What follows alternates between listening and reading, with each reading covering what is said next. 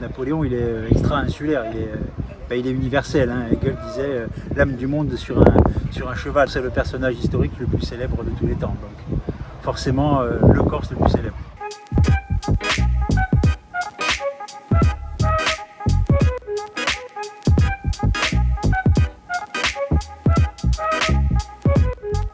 D'abord, la première, elle est évidente, c'est là qu'il est né, que sont nés la plupart de ses frères et sœurs, qu'ils ont tous grandi.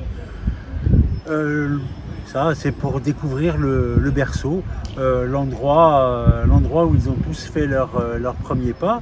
Mais ça suffit pas à faire le charme d'Ajaccio, parce qu'Ajaccio c'est beaucoup plus que ça, puisqu'on a à la fois la chance d'être le berceau de la dynastie, mais en plus, lorsque Napoléon est arrivé au pouvoir, il s'est intéressé, quoi qu'on ait pu en dire, au sort de son île et de sa ville natale, dans un souci de développement économique et d'équilibre politique.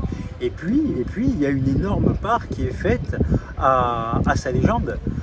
Après sa mort, en 1821, la ville d'Ajaccio prend un essor considérable, qui va être encore plus considérable une fois que Napoléon III arrivera au pouvoir et fera pavoiser la ville de beaucoup de statues et ordonnera l'aménagement de plusieurs équipements culturels, dont des musées et la chapelle impériale.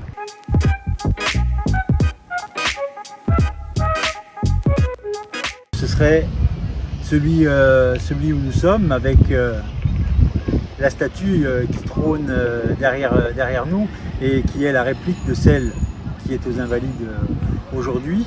Pourquoi cet endroit en particulier? Parce que c'est un mélange de tout ce qui fait la spécificité d'Ajaccio en termes napoléoniens, à savoir son enfance, puisqu'il serait venu là étant enfant pour méditer et étudier dans la grotte qui est là derrière. Ensuite, il y a eu un élan patriotique à partir de cet endroit sous le Second Empire, avec la venue du prince impérial et la sanctuarisation du site.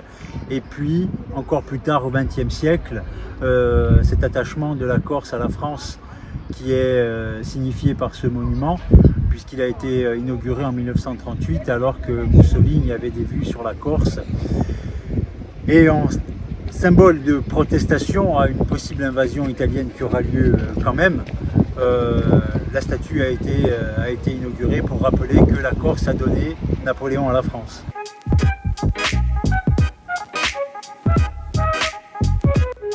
Oui, évidemment c'est le plus connu et le plus grand, mais ça aussi c'est par rapport à l'échelle où on se trouve. Si vous parlez au niveau insulaire, Pascal Paoli, sans faire d'opposition, est davantage connu et apprécié parce qu'on l'attache plus à la mémoire de la préservation et de la défense de la Corse.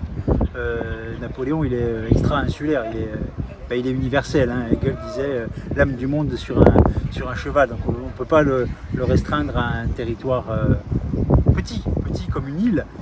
Mais sinon, dans l'absolu, oui, de toute façon, c'est le personnage historique le plus célèbre de tous les temps. Donc forcément, le Corse le plus célèbre.